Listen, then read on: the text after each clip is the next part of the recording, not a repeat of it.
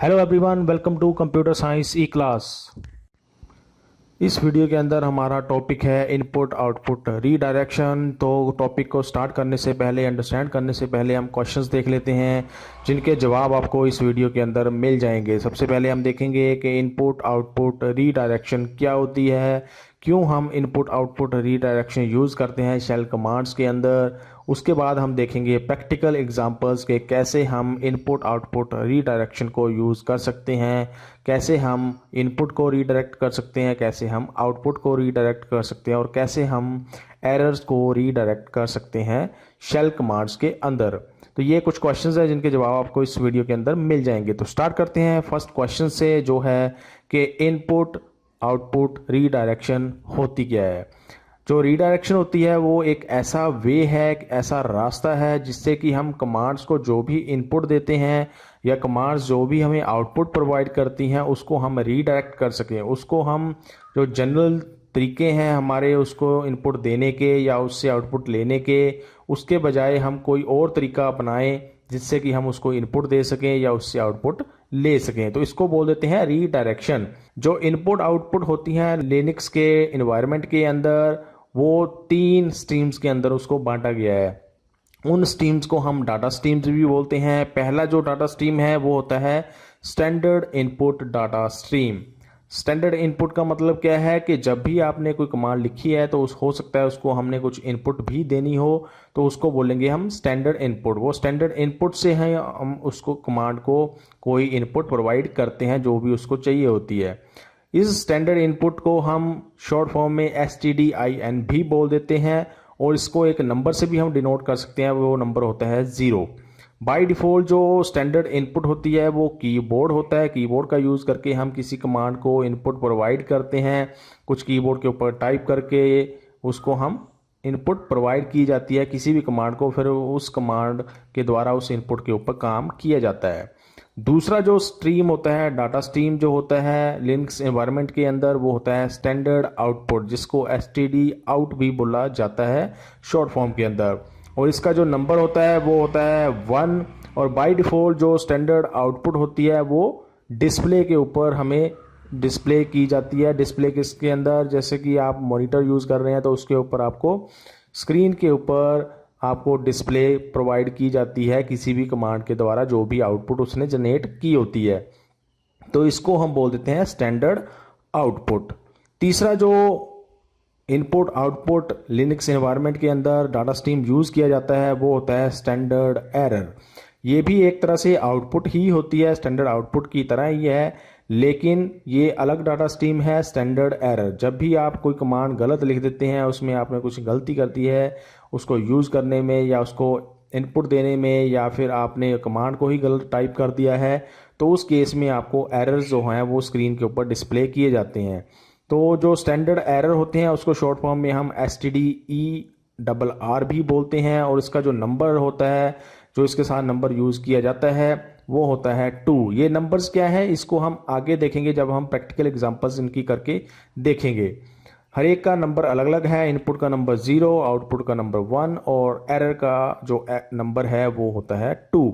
By default जो error messages होते हैं वो भी हमें मॉनिटर की स्क्रीन के ऊपर ही डिस्प्ले होते हैं। तो स्टैंडर्ड जो आउटपुट हमें एरर की दिखाई देती है वो भी मॉनिटर के ऊपर ही हमें डिस्प्ले की जाती है। अब ये तीनों जो स्टैंडर्ड्स हैं डाटा स्ट्रीम्स के, स्टैंडर्ड इनपुट, स्टैंडर्ड आउटपुट और स्टैंडर्ड एरर, इनको हम रीडायरेक्ट कर सकते हैं, इनको हम चेंज कर सकते हैं कि बाय डिफ़ॉल्ट हमें जो स्टैंडर्ड इनपुट मिल रही थी कीबोर्ड से, हम कीबोर्ड से ना लेने की बजाय उसको किसी और तरीके से या किसी फाइल से हम कमांड को प्रोवाइड कर सकें। वो स्टैंडर्ड इनपुट कीबोर्ड से हम नहीं लेंगे, किसी फाइल से ही प्रोवाइड कर देंगे। ऐसे ही स्टैंडर्ड आउटपुट में होता है कि हम बाय डिफ़ॉल्ट जो स्क्रीन के ऊपर हमें वो मैसेजेस दिखा देता है या आउटपुट दिखा देता है, उसको हम स्क्रीन के ऊपर ना दिखाने की बजाय हम किसी फाइल के अंदर स्टोर करके रख लें। ऐसे ही स्टैंडर्ड एरर में भी हम करेंगे कि बाय डिफ़ॉल्ट स्क्रीन के ऊपर हम एरर दिखाने के हम उसको किसी फाइल के अंदर स्टोर करके रख सकें।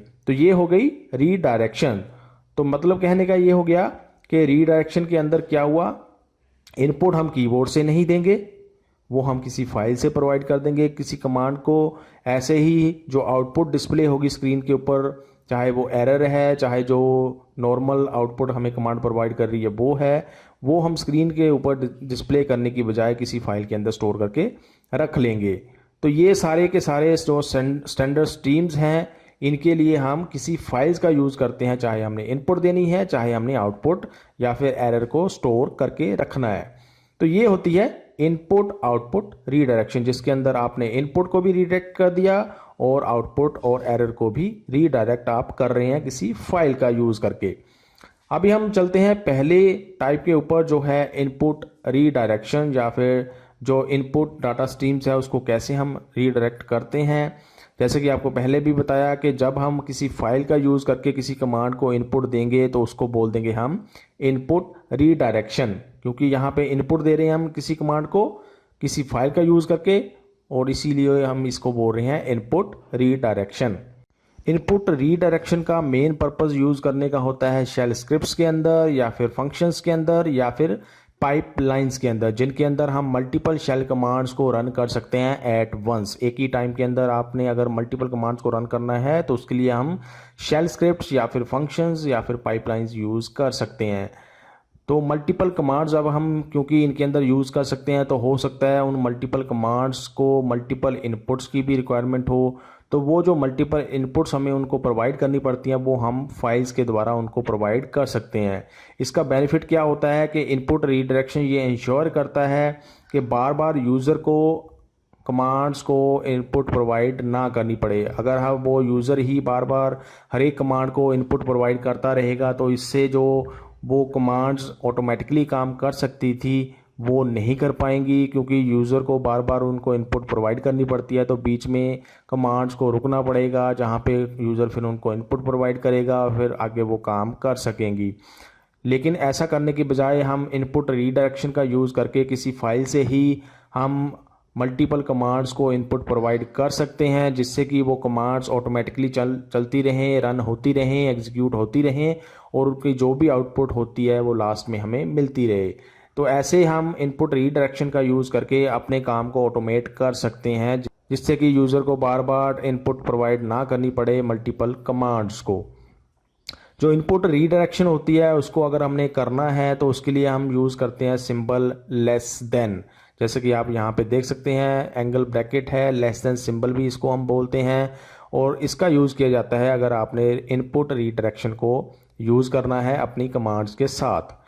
सिंटेक्स क्या होता है? सिंटेक्स में हम लिखते हैं पहले कमांड और उसके बाद हम लिखते हैं लेस देन साइन, जो होता है इनपुट रीडायरेक्शन के लिए, और उसके बाद उस फाइल का नाम लिखते हैं हम जो फाइल हम यूज़ करना चाहते हैं एज इनपुट उस कमांड के लिए जो हमने लेफ्ट साइड में लिखी होती है इस लेस देन सिंबल के। एग्जाम्पल अगर हम लें तो पहली एग्जाम्पल हम ले सकते हैं, जैसे कि कैट कमांड होती है, कनकैटिनेशन कमांड, उसको हम फाइल प्रोवाइड कर सकते हैं एज इनपुट, और वो उस फाइल का जो कंटेंट होगा वो हमें डिस्प्ले कर देता है। बाय डिफ़ॉल्ट अगर हम कैट कमांड को यूज़ करें तो वो हमसे डिमांड करता है कि हम कीबोर्ड से उसको कुछ इनपुट प्रोवाइड करें, लेकिन अगर हम कीबोर्ड से उसको इनपुट नहीं प्रोवाइड करना चाहते हैं तो उसके लिए हम उसको फाइल से इनपुट प्रोवाइड कर सकते हैं, जैसे कि आपने यहाँ पे एग्जांपल में देख रहे हैं कैट, उसके बाद लेस देन साइन और उसके बाद फाइल का नाम, जो भी फाइल हम इसको एज इनपुट देना चाहते हैं। ऐसे ही दूसरी एग्जांपल सॉर्ट एग्जांपल है। सॉर्ट होती है कोई भी टेक्स्ट को सॉर्टिंग करने के लिए, ये कमांड भी हमें बाय डिफ़ॉल्ट कीबोर्ड से इनपुट हमें देनी पड़ती है, यूज़र को इनपुट प्रोवाइड करनी पड़ती है सॉर्ट कमांड को बाय डिफ़ॉल्ट। अगर हम चाहते हैं कि नहीं ऐसा नहीं करना है तो हम फाइल से भी इनपुट प्रोवाइड कर सकते हैं सॉर्ट कमांड को। उसको भी लिखने का सेम तरीका है, लिखेंगे सॉर्ट, उसके बाद लेस देन साइन और उसके बाद लिखेंगे हम फाइल नेम। अभी हम इसकी एक प्रैक्टिकल एग्जांपल करके देख लेते हैं ताकि हम ज़्यादा अच्छे तरीके से इनपुट रीडायरेक्शन को समझ सकें, अंडरस्टैंड कर सकें। तो उसको करने के लिए हमने यहाँ पे कर लिया है 1-2 डिस्ट्रीब्यूशन को स्टार्ट, और आप इसका डेस्कटॉप अभी यहाँ पे देख सकते हैं। 1-2 डिस्ट्रीब्यूशन को यूज़ करना है अगर आपने विंडोज़ के ऑपरेटिंग सिस्टम के अंदर ही, तो आप वर्चुअल बॉक्स का यूज़ कर सकते हैं। उसके लिए भी एक अलग से वीडियो बनाई गई है, उसको आप देख सकते हैं, अंडरस्टैंड कर सकते हैं कि कैसे हम विंडोज़ ऑपरेटिंग सिस्टम के अंदर किसी दूसरे ऑपरेटिंग सिस्टम को एज वर्चुअल बॉक्स के अंदर यूज़ कर सकते हैं, एज एप्लीकेशन सॉफ्टवेयर यूज़ कर सकते हैं। तो उस वीडियो का लिंक भी मैंने इस वीडियो के डिस्क्रिप्शन में दिया हुआ है, आप वहाँ से उसको चेक कर सकते हैं। तो अभी हम करते हैं क्लिक डैश बटन के ऊपर, 1 2 के, और यहाँ पे हम करेंगे टर्मिनल के ऊपर काम। यहाँ पे हमें टर्मिनल दिखाई दे रहा है, अगर आपको नहीं दिखाई दे रहा है तो आप यहाँ पे टाइप कर सकते हैं। तो इस टर्मिनल को मैं कर लेता हूँ ओपन। बाय डिफ़ॉल्ट आपको जैसे कि पहले भी बताया हुआ है कि जिस भी यूज़र ने लॉगिन किया होता है वो बाय डिफ़ॉल्ट अपनी होम डायरेक्टरी के अंदर काम कर रहा होता है। तो उस होम डायरेक्टरी को भी हम यहाँ पे ओपन कर लेते हैं। इसके ऊपर क्लिक करके इस आइकन के ऊपर क्लिक किया और यहाँ पे हमें एक विंडो दिखाई दे रही है और यहाँ पे हम देख सकते हैं होम डायरेक्टरी ओपन हो गई है। और बाय डिफ़ॉल्ट इसके अंदर ये कुछ फाइल्स बनी हुई हैं या फोल्डर्स बने हुए हैं, और ये इस यूज़र के फाइल्स या फोल्डर्स हैं जिसने इसमें लॉगिन किया हुआ है, और वो यूज़र है स्टूडेंट, जो आप यहाँ पे देख सकते हैं। तो अभी हम अंडरस्टैंड करेंगे इनपुट रीडायरेक्शन को। उसके पहले हम देख लेते हैं कि कैट कमांड की पहले हम एग्जांपल लेते हैं। तो कैट कमांड कैसे काम करती है। अगर मैं यहाँ पे लिखूँ कैट कमांड तो एंटर प्रेस करूँ, अभी ये हमसे डिमांड कर रही है कि हम इसको कुछ इनपुट प्रोवाइड करें, और वो इनपुट हम प्रोवाइड कर सकते हैं इसको by using keyboard of the computer system. तो यहाँ पे मैं लिखता हूँ, जैसे कि मैंने लिखा दिस इज़, आप कुछ भी टाइप कर सकते हैं, कुछ भी यहाँ पे लिख सकते हैं। दिस इज़ ए लाइन, ये पहली लाइन में मैंने लिखा, और साथ के साथ आप देख सकते हैं मैंने एंटर प्रेस किया, जैसे ही इस कमांड ने कैट कमांड ने हमें उसकी आउटपुट भी यहाँ पे जनरेट करके दिखा दी। तो ये कैट कमांड होती है, जब भी हम इसको कुछ इनपुट देते हैं तो साथ के साथ ये हमें आउटपुट भी प्रोवाइड कर देता है। इसको भी हम देखेंगे कि इसकी आउटपुट को हम कैसे रीडायरेक्ट कर सकते हैं, वो हम बाद में देखेंगे इस वीडियो के, जब हम उसको आउटपुट रीडायरेक्शन को करेंगे। तो ये मैंने एक लाइन टाइप की यहाँ पे, this is a line, enter press किया, और साथ के साथ इस कैट कमांड ने मुझे उसकी आउटपुट भी दिखा दी जो मैंने टाइप किया था। अभी यहाँ पे मैं लिखता हूँ सेकंड लाइन, ये मैंने टाइप किया कीबोर्ड के ऊपर, इनपुट प्रोवाइड की कैट कमांड को, एंटर प्रेस किया, और साथ के साथ कैट कमांड ने मुझे उसकी आउटपुट भी यहाँ पे स्क्रीन के ऊपर डिस्प्ले कर दी। तो यहाँ पे मैं इनपुट भी दे रहा हूँ और कमांड मुझे आउटपुट रिटर्न करके दे रही है। फिलहाल हम इनपुट रीडायरेक्शन के ऊपर ही फोकस करेंगे। तो यहाँ पे आप अंडरस्टैंड कर सकते हैं कि कैट कमांड हमने लिखी और कीबोर्ड से उसको आउटपुट प्रोवाइड की। तो ये तो होगी इनपुट, हम कैसे स्टैंडर्ड इनपुट प्रोवाइड कर रहे हैं बाय यूजिंग कीबोर्ड किसी कमांड को। अगर हम फाइल का यूज़ करना चाहते हैं, इनपुट को रीडायरेक्ट करना चाहते हैं, हम नहीं चाहते हैं कि कीबोर्ड से हम इसको प्रोवाइड करें इनपुट, तो हम यूज़ कर सकते हैं किसी फाइल को। तो उसके लिए सबसे पहले हमें इस टाइपिंग मोड से बाहर आना पड़ेगा। हम चाहते हैं कि अभी हमने कमांड को यूज़ आगे नहीं करना है, तो हम दूसरी कमांड लिखना चाहते हैं। तो मैंने प्रेस किया कीबोर्ड के ऊपर Ctrl+D, इससे आप टाइपिंग मोड से बाहर आ जाएंगे और आप नेक्स्ट कमांड लिखना शुरू कर सकते हैं। तो अभी हम करेंगे इनपुट रीडायरेक्शन का यूज़ इसी कैट कमांड को यूज़ करके। वो कैसे हम कर सकते हैं, हम लिख सकते हैं कैट, और फिर हम लिखेंगे $, और फिर हम लिखेंगे उस फाइल का नाम जिसको हम यूज़ करना चाहते हैं एज इनपुट, और इस कमांड को प्रोवाइड करना चाहते हैं जो है हमारी कैट कमांड। तो उसके लिए हम यूज़ कर लेते हैं फर्स्ट, जो हमारी आप यहाँ पे स्क्रीन के ऊपर देख भी सकते हैं, ये फाइल को जो होम डायरेक्टरी के अंदर पहले से ही बनी हुई है। इतना लिख के मैंने किया एंटर प्रेस। अभी इसने हमसे डिमांड नहीं किया कि हम इसको कुछ इनपुट प्रोवाइड कर दें, जैसे कि आपने ऊपर देखा जब हमने सिंपल कैट कमांड को यूज़ किया था। तो इसने क्या किया, इसने फर्स्ट नाम की जो फाइल थी उसमें से अब बाय डिफ़ॉल्ट जो भी उसके अंदर लिखा हुआ था, टाइप किया हुआ था उस कमांड के अंदर, वो एज इनपुट ले लिया और उसको स्क्रीन के ऊपर डिस्प्ले कर दिया। इसको हम वेरीफाई कर सकते हैं इस फाइल को यहाँ से ओपन करके, जैसे कि आप यहाँ पे देख सकते हैं कि इस फाइल के अंदर जो कंटेंट लिखा हुआ है वही इसने हमें यहाँ पे कैट कमांड ने डिस्प्ले किया हुआ है। तो इस फाइल की इनपुट को इसने ले लिया और यहाँ पे हमें डिस्प्ले कर दिया स्क्रीन के ऊपर। तो इसको बोलते हैं इनपुट रीडायरेक्शन। अब जब हमने कमांड्स को देखा था, शेल कमांड्स के हमने वीडियोस किए हुए हैं, उसके अंदर हमने देखा था कैट कमांड को हमने कुछ ऐसे भी यूज़ किया था। हम लिखते हैं कैट, उसके बाद हमने सीधा ही फाइल का नाम लिख दिया, और सपोज करो मैं यहाँ पे करता हूँ एंटर प्रेस, तो इसने भी हमें सेम रिज़ल्ट प्रोवाइड किए। तो दोनों में डिफरेंस कहाँ पे आया हैं, दोनों ये अगर आप इसको अंडरस्टैंड करो, दोनों ही ये केसेस हैं इनपुट रीडायरेक्शन के, क्योंकि दोनों केसेस में ये फाइल से ही कमांड जो है, कैट कमांड जो है वो इनपुट रीड कर रही है और उसको स्क्रीन के ऊपर डिस्प्ले कर रही है। लेकिन एक जगह पे हम $, यूज़ कर रहे हैं जिसको हम बोलते हैं कि वो इनपुट रीडायरेक्शन करने के लिए हम यूज़ करते हैं, और एक जगह पे हमने सीधा ही फाइल का नाम लिखा हुआ है। दोनों का वर्किंग सेम है, दोनों केसेस में कमांड जो है वो सेम काम करेंगी, लेकिन छोटा सा एक जो डिफरेंस है दोनों कमांड्स के लिखने के अंदर वो है कि जब हम लेस देन साइन को यूज़ करते हैं, इनपुट रीडायरेक्शन एक्चुअल में हम लिखते हैं, यूज़ करते हैं, तो जो शेल होता है हमारे सिस्टम का जिसके ऊपर हम वो कमांड लिख रहे हैं वो फाइल को ओपन करता है, फिर जो भी कंटेंट उसके अंदर होता है वो उसको रीड करने के बाद उस कमांड को प्रोवाइड कर देता है जिसके साथ हमने इनपुट रीडायरेक्शन यूज़ की हुई है। तो जैसे कि आप यहाँ पे आप देख रहे हैं, हमने लिखा कैट लेस देन, उसके बाद लिखा फर्स्ट। तो शेल क्या करेगा, फर्स्ट जो फाइल है हमारी जो यहाँ पे बनी हुई है इसको ओपन करेगा, रीड करेगा, इसके अंदर जो भी कंटेंट होगा उसको रीड करेगा और ओपन करने के बाद वो इस कमांड को, कैट कमांड को प्रोवाइड कर देगा वो एज इनपुट।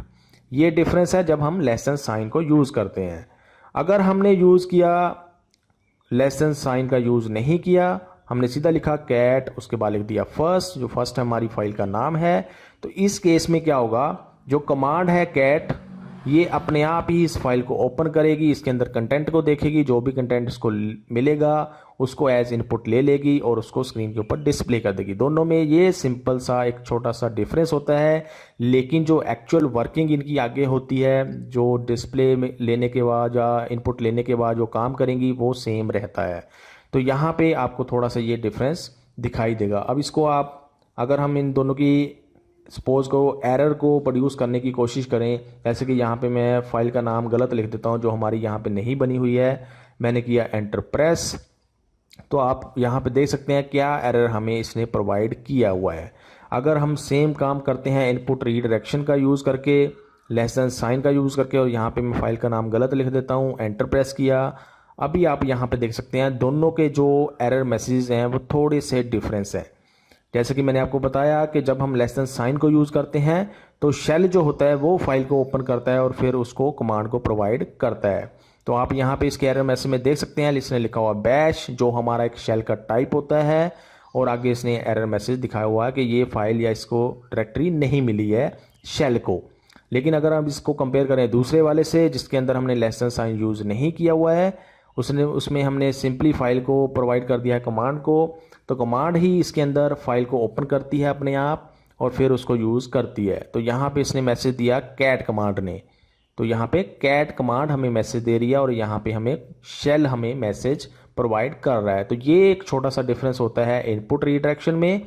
और अगर हम बाय डिफ़ॉल्ट सीधा ही फाइल को एज इनपुट प्रोवाइड कर दें किसी कमांड को, कई सारी हमारे पास ऐसी कमांड्स हैं जो बाय डिफ़ॉल्ट सीधा ही फाइल्स को ले लेती हैं, यूज़ कर सकती हैं, हमें इनपुट रीडायरेक्शन को देने की ज़रूरत नहीं होती है। जैसे कि कैट कमांड की एग्जांपल हमने यहाँ पे देख ली। ऐसे ही सॉर्ट कमांड होती है हमारे पास, इसको जब हम सिंपल यूज़ करते हैं, एंटर प्रेस किया मैंने, तो ये भी हमसे एक अभी इनपुट डिमांड कर रही है। यहाँ पे मैंने लिखा ABC, उसके बाद लिखा मैंने AAA, उसके बाद लिखा मैंने BCD या फिर F, उसके बाद लिखा मैंने XYZ, ये मैंने लिख के उसके बाद मैंने कर दिया कंट्रोल D प्रेस।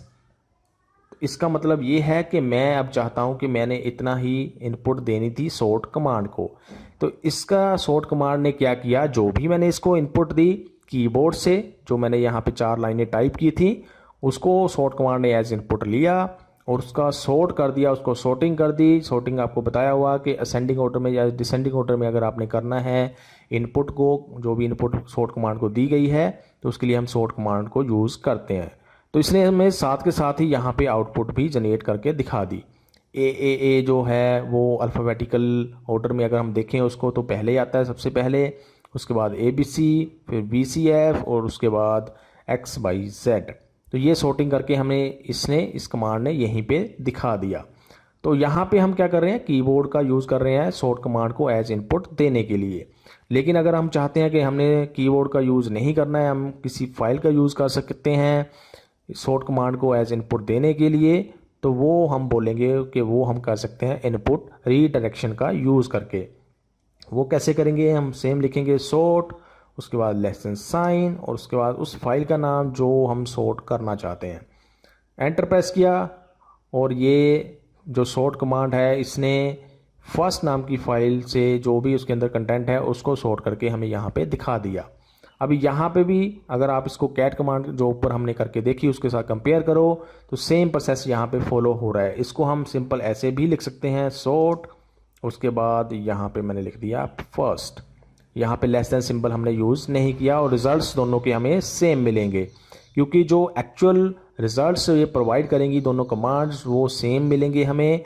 बस हम यहाँ पे क्या कर रहे हैं, एक जगह पे हम लेस देन सिंबल यूज़ कर रहे हैं, इनपुट रीडायरेक्शन का यूज़ कर रहे हैं, मतलब शेल को हम बोल रहे हैं कि वो फाइल को रीड करे, कंटेंट को रीड करे, फिर वो सॉर्ट कमांड को प्रोवाइड कर दे। दूसरी जगह पे हम सॉर्ट कमांड को ही बोल रहे हैं कि वो अपने आप ही फाइल ओपन कर ले और उसके कंटेंट को रीड करके उस पर जो भी काम करना है वो करे। तो ये दोनों में थोड़ा सा डिफरेंस होता है। तो ये होगी आपकी इनपुट रीडायरेक्शन। ऐसे ही आप ग्रेप कमांड यूज़ कर सकते हैं जो हम यूज़ करते हैं अगर आपने कोई टेक्स्ट सर्च करना है किसी फाइल के अंदर, तो उसके लिए हम यहाँ पे लिख सकते हैं, जैसे मैंने लिखा टेस्ट, मैंने ग्रेप कमांड लिखा, उसके बाद लिखा टेस्ट, इसका मतलब मैं टेस्ट को फाइंड करना चाहता हूँ। अभी मैं यहाँ पे इसको पहले देता हूँ कीबोर्ड से इनपुट, एंटर प्रेस किया। अब ये हमसे चाहता है कि हम इसको कीबोर्ड से कुछ इनपुट प्रोवाइड करें, तो मैं यहाँ पे लिख देता हूँ, जैसे कि मैंने लिखा ABC, ये पहले ही मैंने इसको इनपुट प्रोवाइड कर दी, फिर मैंने इसको प्रोवाइड कर दिया ASD, उसके बाद मैंने लिखा यहाँ पे टेस्ट, जो मैं एक्चुअल में इस कमांड को यूज़ करके सर्च करना चाहता हूँ। एंटर प्रेस किया। अभी यहाँ पे इसने साथ के साथ ही हमें रिज़ल्ट भी प्रोवाइड कर दिया ग्रेप कमांड ने, जो आप अलग कलर के अंदर यहाँ पे देख सकते हैं। ये इसकी आउटपुट जनरेट हुई है क्योंकि ग्रेप कमांड को टेस्ट जो हम सर्च कर रहे हैं वो इसके अंदर मिल गया, तो इसने हमें वो यहाँ पे स्क्रीन के ऊपर डिस्प्ले भी उसकी आउटपुट कर दी। बाकियों में नहीं मिला था, इसलिए वहाँ पे हमें इसने कोई भी आउटपुट प्रोवाइड नहीं की थी। तो ऐसे भी हम ग्रेप कमांड को यूज़ कर सकते हैं कीबोर्ड से जब हम उसको इनपुट देते हैं। अभी मैं इससे बाहर आ जाता हूँ, उसके लिए मैं प्रेस करता हूँ उस कीबोर्ड के ऊपर Ctrl+D। अब सपोज करो हमने इनपुट रीडायरेक्शन का यूज़ करना है, तो हम लिखेंगे ग्रेप, उसके बाद सपोज करो मैंने टेस्ट ही सर्च करना है और मैं करना चाहता हूँ फर्स्ट नाम की फाइल के अंदर।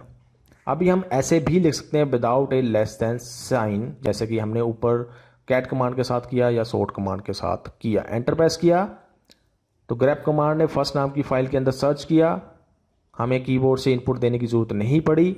उसके अंदर एक लाइन में उसको मिल गया कि यहाँ पे टेस्ट लिखा हुआ है और उसको अलग कलर में इसने दिखा दिया, और वो फाइल हम यहाँ पे वेरीफाई उसको कर सकते हैं कि पहली लाइन के अंदर उसको टेस्ट यहाँ पे मिल गया और उसने हमें वो लाइन यहाँ पे प्रिंट करके दिखा दी और उस टेक्स्ट को भी हाईलाइट उसने कर दिया। ऐसे ही सपोज करो हमने रीडायरेक्शन का यूज़ करना है, तो हम बीच में यहाँ पे सिंबल लगा सकते हैं लेस देन। एंटर प्रेस किया, रिजल्ट हमें सेम मिलेंगे क्योंकि ये सेम हिसाब से काम करेंगी, बस फाइल को ओपन करने का तरीका अलग है। एक जगह पे शेल ओपन करेगी फाइल को और एक जगह पे कमांड खुद ओपन करेगी फाइल को। तो ये होती है आपकी पूरी इनपुट रीडायरेक्शन, जिसमें हम किसी कीबोर्ड से इनपुट देने की बजाय किसी फाइल से ही इनपुट प्रोवाइड कर देते हैं कमांड को। अभी हम आगे चलते हैं और देखते हैं कि आउटपुट रीडायरेक्शन क्या होती है। आउटपुट रीडायरेक्शन की अगर हम बात करें तो आउटपुट रीडायरेक्शन हो गया इनपुट रीडायरेक्शन से बिल्कुल उल्टा। इसके अंदर हम क्या करेंगे, जो भी हमें कमांड आउटपुट प्रोवाइड करती है वो बाय डिफ़ॉल्ट हमें स्क्रीन के ऊपर डिस्प्ले कर देती है, लेकिन अगर हम उसको किसी फाइल के अंदर रीडायरेक्ट कर दें तो उसको बोलेंगे हम आउटपुट रीडायरेक्शन। हम स्क्रीन के ऊपर दिखाने की बजाय उसको किसी फाइल में स्टोर करके रख सकते हैं। तो आउटपुट रीडायरेक्शन जो है वो इंश्योर करती है कि कमांड ने जो भी आउटपुट जनरेट की है उसको हम किसी फाइल के अंदर स्टोर करके रख सकें, ताकि हम उस फाइल के जो भी उसमें स्टोर करके रखा गया है उसको बाद में कभी भी चेक कर सकें। चाहे हमने आज करना है आज कर सकें, चाहे हमने 10 दिन बाद करना है तो उसको 10 दिन बाद भी हम चेक कर सकें कि किसी पर्टिकुलर टाइम के ऊपर क्या आउटपुट जनरेट की थी किसी कमांड ने। तो ये हमें यही आउटपुट को हम इसी चीज़ को दिमाग में रख के इस आउटपुट रीडायरेक्शन को करते हैं कि जो भी कमांड ने आउटपुट जनरेट की होती है किसी पर्टिकुलर टाइम के अंदर वो हम कभी भी बाद में रीड कर सकें, उसको देख सकें, उसको चेक कर सकें, उसको व्यू कर सकें। तो जो आउटपुट रीडायरेक्शन होती है उसका मेन पर्पस हो गया कि हमने उसको यूज़ करना है कि हम किसी भी कमांड की आउटपुट का रिकॉर्ड करके रख सकें, उसको स्टोर करके रख सकें बाद के लिए जब भी हमें उसकी ज़रूरत पड़ती है देखने के लिए। आउटपुट रीडायरेक्शन उसको दो हम तरीके से कर सकते हैं, दो तरीके हम उसका यूज़ कर सकते हैं आउटपुट रीडायरेक्शन को करने के लिए। पहला होता है ओवरराइट, जिसके लिए हम सिंबल यूज़ करते हैं ग्रेटर देन, जो एंगल ब्रैकेट आप यहाँ पे ब्रैकेट के अंदर देख रहे हैं। जो ओवरराइट होता है इसका मतलब ये होता है कि अगर सपोज करो आपने कोई एग्जिस्टिंग फाइल प्रोवाइड कर दी किसी कमांड को जो पहले से ही बनी हुई है और उसके अंदर कुछ डाटा स्टोर्ड है, तो वो डाटा अपने आप ही डिलीट हो जाएगा और जो कमांड ने आउटपुट प्रोवाइड की होगी वो उसके अंदर स्टोर हो जाएगी। तो एक तरह से आप बोल सकते हैं कि पुरानी फाइल डिलीट हो जाएगी और नई फाइल क्रिएट हो जाएगी और उसके अंदर नया डाटा स्टोर हो जाएगा, इसीलिए इसको बोलते हैं ओवरराइट। अगर हम इसके सिंटेक्स की बात करें तो सिंटेक्स सिंपल सा ही है, हम लिखते हैं कमांड, उसके बाद ग्रेटर देन सिंबल और उसके बाद उस फाइल का नाम जिसके अंदर हम आउटपुट को स्टोर करके रखना चाहते हैं। एग्जाम्पल के लिए अगर हम लें तो हम ले सकते हैं ls कमांड, सपोज करो हमने चलाई है और उसकी आउटपुट हम स्क्रीन के ऊपर नहीं देखना चाहते हैं, उसको स्टोर करना चाहते हैं किसी फाइल के अंदर, तो हम लिखेंगे ls, उसके बाद ग्रेटर देन और उसके बाद फाइल का नाम, जो फाइल हमारे पास एग्जिस्टिंग भी हो सकती है और हम नई फाइल भी बना सकते हैं। दूसरी एग्जांपल अगर हम लें तो वो हम ले सकते हैं कैल कमांड, ग्रेटर देन सिंबल और उसके बाद फाइल का नाम जिसके अंदर हम इसका रिजल्ट स्टोर करके रखना चाहते हैं। दूसरा जो टाइप होता है आउटपुट रीडायरेक्शन को करने का वो होता है अपेंड, और इसके लिए हम double greater then symbol use करते हैं। ये डबल ग्रेटर देन आपने इकट्ठे लिखने होते हैं, स्पेस इनके बीच में यूज़ नहीं किया जाता है। अपेंड का मतलब क्या होता है? अपेंड का मतलब ये होता है, सपोज करो आपने एग्जिस्टिंग फाइल सप्लाई की है आउटपुट को सेव करवाने के लिए जो पहले से ही बनी हुई फाइल है, तो उसमें जो भी डाटा स्टोर्ड होता है वो डिलीट नहीं होता है, बल्कि जो कमांड हमें आउटपुट प्रोवाइड करती है वो उस फाइल के बिल्कुल एंड में स्टोर हो जाता है। उसका पहला डाटा भी बना रहता है और उसके एंड में कमांड की आउटपुट स्टोर हो जाती है। इसका सिंटैक्स भी थोड़ा सा सेम ही है, मिलता जुलता ही है जो हमने ऊपर देखा, लेकिन यहाँ पे हम डबल ग्रेटर देन यूज़ करते हैं कमांड और फाइल नेम के बीच में। एग्जाम्पल के लिए आप ls double greater than file name, ऐसे ही second example cal double greater than file name. तो ऐसे आप कमांड के आउटपुट को अपेंड भी कर सकते हैं किसी फाइल के एंड में। अपेंड का मेन यूज़ तभी होता है जब हम एग्जिस्टिंग फाइल के अंदर डाटा को स्टोर करना चाहते हैं उसके एंड में।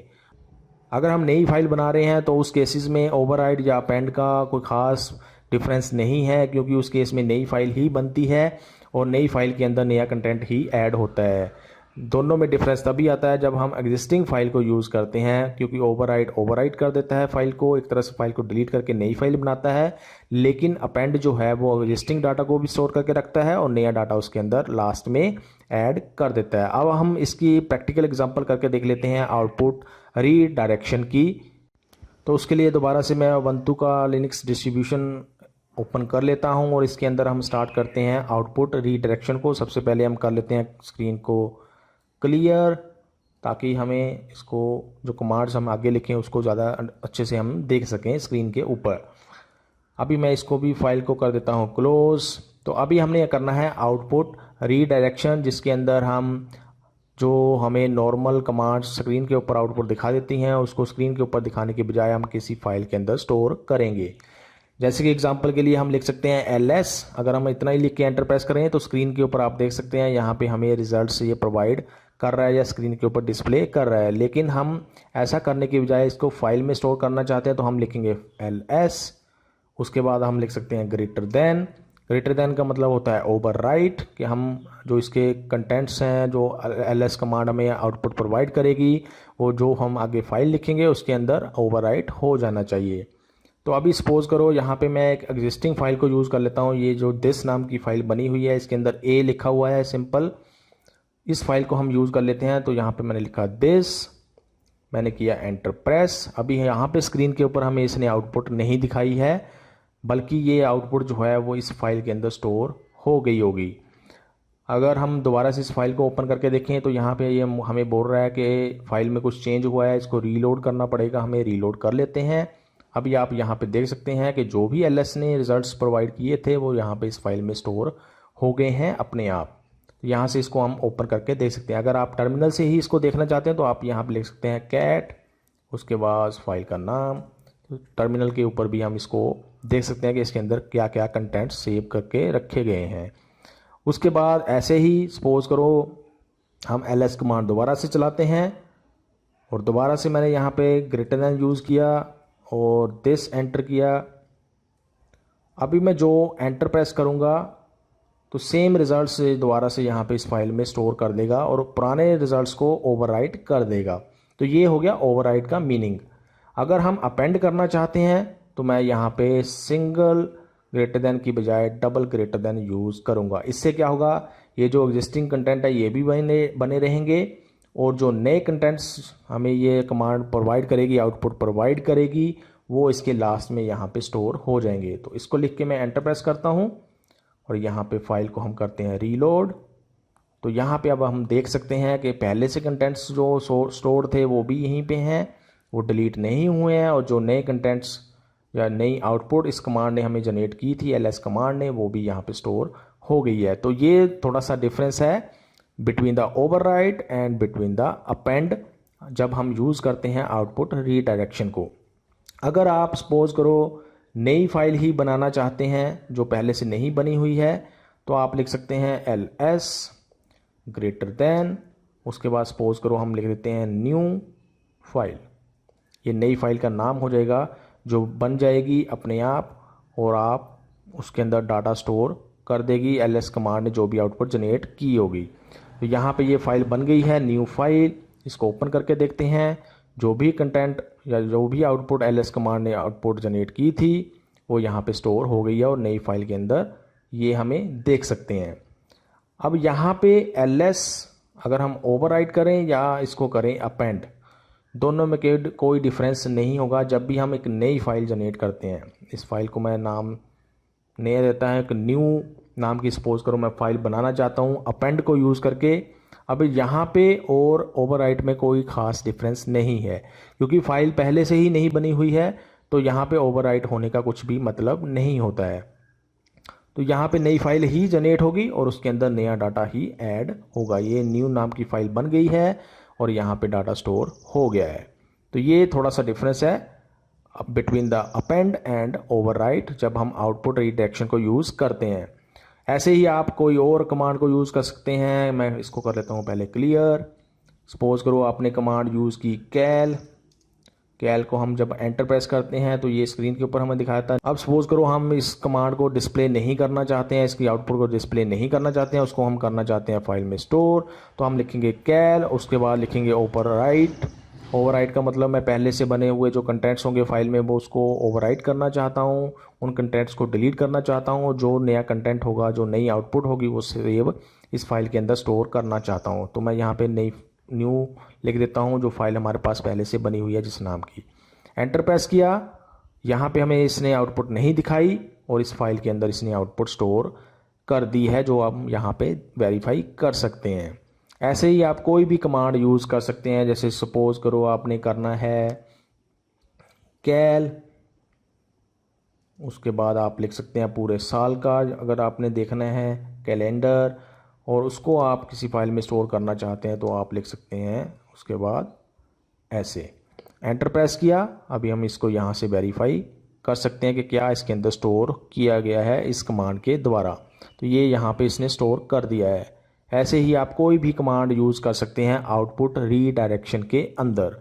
अगर सपोज करो आपने इनपुट रीडायरेक्शन भी करनी है और आउटपुट रीडायरेक्शन दोनों ही इकट्ठी ही करनी है अपने एक ही कमांड के अंदर, तो वो भी आप यहाँ पे कर सकते हैं। उसकी एग्जांपल हम देख लेते हैं। हम लिख सकते हैं सपोज करो यहाँ पे मैं लिख देता हूँ कैट, उसके बाद मैंने लिखा फर्स्ट। इसको इनपुट रीडायरेक्शन को हम यहाँ पे लगा लेते हैं लेसन साइन। इसका मतलब कि कैट कमांड को हम first file as input provide कर रहे हैं और उसका जो भी रिज़ल्ट है वो हम स्टोर करना चाहते हैं एक नई फाइल के अंदर। उस फाइल को हम नाम दे देते हैं यहाँ पे, सपोज करो मैंने लिख दिया 10 का मतलब ये हुआ कि जो नई फाइल हमारी बनेगी उसका नाम होगा 10 और उसके अंदर जो भी कंटेंट आना चाहिए वो आएगा फर्स्ट फाइल से, क्योंकि हम फर्स्ट जो फाइल है वो कैट को दे रहे हैं। कैट इसके ऊपर क्या काम करता, वो उसको स्क्रीन के ऊपर डिस्प्ले कर देता, लेकिन हम डिस्प्ले करवाने की बजाय उसको एज आउटपुट दूसरी फाइल के अंदर स्टोर कर रहे हैं। एंटर प्रेस किया, यहाँ पे 10 नाम की फाइल जनरेट हो गई। इसको ओपन करके देखते हैं, इसके अंदर जो कंटेंट आया है वही कंटेंट आप उस फर्स्ट नाम की फाइल के अंदर देख सकते हैं। तो यहाँ पे हमने क्या किया, हमने इनपुट रीडायरेक्शन भी साथ में यूज़ की और आउटपुट रीडायरेक्शन भी साथ में यूज़ की। अब दोनों में डिफरेंस क्या हुआ इन दोनों में, सपोज करो मैं ये चीज़ हटा देता हूँ यहाँ से, एंटर प्रेस किया तो इसने क्या किया, फाइल का कंटेंट लिया और यहाँ पे हमें स्क्रीन के ऊपर डिस्प्ले कर दिया। ऊपर वाली कमांड में हमने क्या किया, इस कंटेंट को यहाँ पे डिस्प्ले करने की बजाय हमने एक नई फाइल बनाने को बोल दिया उसको, जो जिसका नाम होना चाहिए 10, और उस फाइल में इसका कंटेंट जो इसकी आउटपुट जनरेट होगी वो स्टोर हो जानी चाहिए, बजाय कि स्क्रीन के ऊपर वो हमें दिखाए। तो ऐसे भी हम इनपुट आउटपुट रीडायरेक्शन को मिक्स करके यूज़ कर सकते हैं। तो ये होती है आपकी आउटपुट रीडायरेक्शन। जो भी कमांड हमें आउटपुट जनरेट करके देती है उसके साथ हम आउटपुट रीडायरेक्शन को यूज़ कर सकते हैं। ऐसी कई सारी कमांड्स अवेलेबल हैं जिनका आप यूज़ कर सकते हैं ऐसे आउटपुट रीडायरेक्शन को यूज़ करके किसी फाइल के अंदर आउटपुट को स्टोर करने के लिए। आगे चलते हैं और देखते हैं जो थर्ड टाइप हम देखते हैं वो होता है स्टैंडर्ड एरर का, और उसको हम अंडरस्टैंड करते हैं कि वो क्या होता है। एरर रीडायरेक्शन जो होती है वो एक तरह से आउटपुट रीडायरेक्शन की तरह ही है, क्योंकि आउटपुट के केस में भी जो स्क्रीन होती है बाय डिफ़ॉल्ट उसके ऊपर ही वो हमें डिस्प्ले करता है, और अगर हम एरर की बात करें तो एरर भी हमें बाय डिफ़ॉल्ट स्क्रीन के ऊपर ही डिस्प्ले किए जाते हैं शेल के द्वारा। लेकिन अगर हम चाहें तो हम एरर्स को भी किसी कमांड के, जो भी एरर प्रोड्यूस किए गए हैं कमांड के द्वारा, वो हम किसी फाइल में स्टोर करके रख सकते हैं, और उसको बोलते हैं हम error redirection. Error redirection ensure करता है कि जो भी कमांड्स के द्वारा हमें एरर्स प्रोड्यूस किए गए हैं वो हम बाद में रेफरेंस के लिए उसको स्टोर करके रख सकें, जैसे कि हमने आउटपुट के केस में भी देखा था। ये मेनली इसलिए होता है ताकि हम हर एक कमांड को ट्रैक कर सकें, उसके अंदर क्या हमें आउटपुट जनरेट की गई थी या क्या एरर प्रोड्यूस किए गए थे, ताकि उन एरर को बाद में करेक्शन करने के लिए भी यूज़ किया जा सके। किस वजह से वो एरर्स आए थे उसको भी आइडेंटिफाई करने के लिए वो आसानी से हमें हेल्प कर सके। एरर रीडायरेक्शन को भी हम दो तरीके से कर सकते हैं, जैसे हमने आउटपुट रीडायरेक्शन के केस में भी देखा। पहला केस है कि हम ओवरराइट करना चाहते हैं एग्जिस्टिंग फाइल के डाटा को with the output of the command, जो भी एरर उसने जनरेट किया होगा। अब यहाँ पे जो सिंबल यूज़ किया जाता है वो थोड़ा सा डिफरेंट है अगर हम उसको आउटपुट रीडायरेक्शन के साथ कंपेयर करें। आउटपुट रीडायरेक्शन में हम यूज़ करते हैं सिंबल को ग्रेटर देन, और अगर हम एरर रीडायरेक्शन की बात करें और ओवरराइट की बात करें तो हम यूज़ करते हैं सिंबल टू ग्रेटर देन। अब यहाँ पे 2 जो है वो वही नंबर है जो हमने वीडियो के शुरू में भी देखा था कि हर एक डाटा स्ट्रीम का, चाहे वो स्टैंडर्ड इनपुट है, चाहे स्टैंडर्ड आउटपुट है, चाहे स्टैंडर्ड एरर है, हर एक का अलग अलग नंबर उनके साथ यूज़ किया जाता है। तो अगर हमने एरर रीडायरेक्शन करनी है तो हमें ये 2 सिंबल जो है वो सिंबल के साथ यूज़ करना पड़ता है, जो भी हमारा ग्रेटर देन सिंबल यूज़ किया जाता है। सिंटैक्स सिंपल है, कमांड लिखेंगे उसके बाद लिखेंगे टू ग्रेटर देन। अब ये 2 और ग्रेटर देन के बीच में स्पेस नहीं होना चाहिए, अदरवाइज एरर प्रोड्यूस होगा। एग्जांपल के लिए अगर हम बात करें, सपोज करो आपने कुछ गलत कमांड लिखी है, और जैसे कि यहाँ पे भी लिखा हुआ LSDS, ऐसी कोई कमांड शेल के अंदर नहीं होती है, ये गलती से नहीं लिखा गया है, यहाँ पे जानबूझ के इसको लिखा गया है ताकि एरर प्रोड्यूस करे ये कमांड। उसके बाद हमने लिख दिया टू ग्रेटर देन, जो एरर रीडायरेक्शन के लिए हम यूज़ करते हैं, ओवरराइट के लिए, और उसके बाद हमने लिखा फाइल का नाम, जिस फाइल में हम इसका एरर स्टोर करना चाहते हैं। ऐसे ही हमने दूसरी गलत कमांड लिखी और उसके अंदर टू ग्रेटर देन और फाइल का नाम।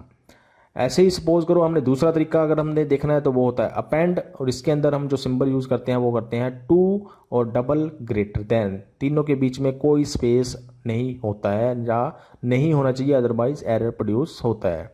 सिंटैक्स होता है कमांड, उसके बाद लिखेंगे टू और उसके बाद लिखेंगे डबल ग्रेटर देन और फिर फाइल का नाम। एग्जाम्पल आप यहाँ पे देख सकते हैं। इसको हम प्रैक्टिकली करके देख लेते हैं ताकि ज़्यादा अंडरस्टैंडिंग हमें इस कमांड की या इस एरर रीडायरेक्शन की हो सके। तो उसके लिए दोबारा से हमने आ गए उबंटू डिस्ट्रीब्यूशन के ऊपर, टर्मिनल हमारा ओपन ही है। अब इसके अंदर पहले हम कर लेते हैं स्क्रीन को क्लियर। अब हम करेंगे एरर रीडायरेक्शन को यूज़। तो पहले हम डिफरेंस देख लेते हैं आउटपुट रीडायरेक्शन के बीच में और एरर रीडायरेक्शन के बीच में, कि क्यों हमें अलग अलग यूज़ करने पड़ते हैं ये दोनों। तो उसके लिए हम यहाँ पे एक छोटी सी कमांड लिखते हैं। पहले सपोज करो मैंने लिखा कैट के बाद मैंने लिखा कि किस फाइल के अंदर मैं इसकी आउटपुट जनरेट करना चाहता हूँ या स्टोर करना चाहता हूँ। उसके लिए मैंने यहाँ पे लिख दिया ABC, कैट में जो भी मैं इसको इनपुट दूंगा अभी कीबोर्ड के द्वारा वो ABC नाम की फ़ाइल में स्टोर हो जाना चाहिए। एंटर प्रेस किया, अभी ये कीबोर्ड से हमसे इनपुट मांग रहा है, तो यहाँ पे मैंने लिख दिया टेस्ट फाइल, जो मैं इस फाइल के अंदर स्टोर करना चाहता हूँ पहली लाइन में लिखा, और दूसरी लाइन में मैंने लिख देता हूँ यहाँ पे सेकेंड लाइन। इतना लिख के सपोज करो मैं इतना ही इस फाइल में स्टोर करना चाहता हूँ, मैंने किया प्रेस Ctrl+D, तो इससे क्या होगा, हमारी फाइल के अंदर जो ABC नाम की फ़ाइल है उसमें ये डाटा स्टोर करके इसने रख दिया है, जो हम यहाँ से वेरीफाई कर सकते हैं। तो ये होगी आउटपुट रीडायरेक्शन। अब सपोज करो मैं यहाँ पे कैट कमांड में कुछ गलत लिख देता हूँ, यहाँ पे कैट कमांड को मैंने लिख दिया, कुछ गलत कर दिया इसमें, एंटर प्रेस किया, तो इसने हमें जो आउटपुट इसकी जनरेट हुई है एरर की वो स्क्रीन के ऊपर ही डिस्प्ले कर दी। ये इसने इस फाइल में स्टोर नहीं की है। तो इस चीज़ को करने के लिए हमें यूज़ करना पड़ता है एरर रीडायरेक्शन को, कि हम चाहते हैं कि ये जो एरर आया है ये भी इस फाइल के अंदर ही स्टोर हो और यहाँ पे स्क्रीन के ऊपर डिस्प्ले ना हो। तो उसके लिए हम क्या करेंगे, हम यही यूज़ कर लेते हैं और यहाँ पे हम लिख देंगे 2, और दोनों के बीच में स्पेस नहीं रखना है।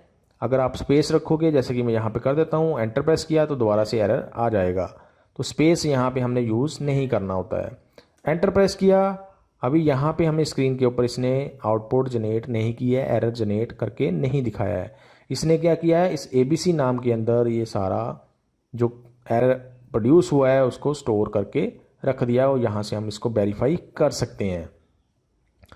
सपोज करो आपने अपेंड करना है, तो अपेंड करने के लिए सिंपल आप यहाँ पे डबल ग्रेटर देन यूज़ करोगे, एंटर प्रेस किया तो पहले से जो कंटेंट होगा वो भी बना रहेगा और नया एरर इसके अंदर ऐड हो जाएगा, जो अब हम यहाँ से वेरीफाई कर सकते हैं। तो ये होता है एरर रीडायरेक्शन, एक तरह से आउटपुट रीडायरेक्शन की तरह ही है, लेकिन यहाँ पे सिंबल थोड़ा सा चेंज हो गया।